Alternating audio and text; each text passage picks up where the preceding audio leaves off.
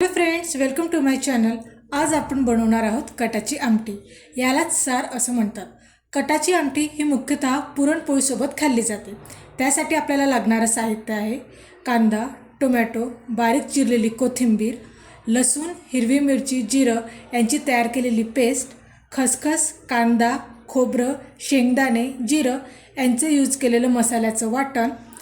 पुरणासाठी आपण हरभरा डाळीची जी डाळ शिजवून घेतो ती डाळ मी इथे वाटून घेतलेली आहे आणि त्याचंच पाणी मी इथे कटाच्या आमटीसाठी यूज करणार आहे.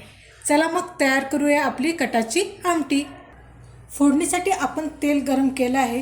त्यामध्ये आपण मोहरी, जिरं, कांदा, अद्रक लसणाची पेस्ट घालून छान मिक्स करून घेऊया.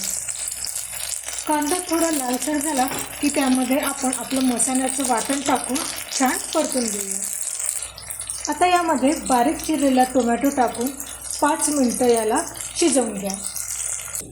आपला मसाला आता छान शिजला आहे. त्यामध्ये वाटलेली डाळ टाकून 5 मिनटं शिजवून घ्या. डाळ थोडी शिजत आली की त्यामध्ये तिखट, हळद, धने पावडर, गरम मसाला आणि चवीनुसार मीठ टाकून मिक्स करा.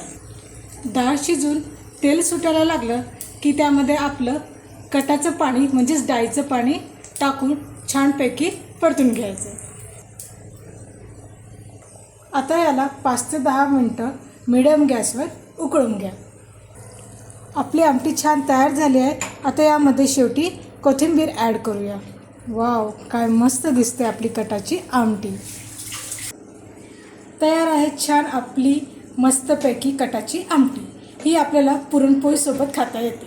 व्हिडिओ आवडल्यास लाईक करा, शेअर करा, सबस्क्राईब करा आणि नक्की करून पहा. भेटूया पुढच्या रेसिपीत. Bye bye.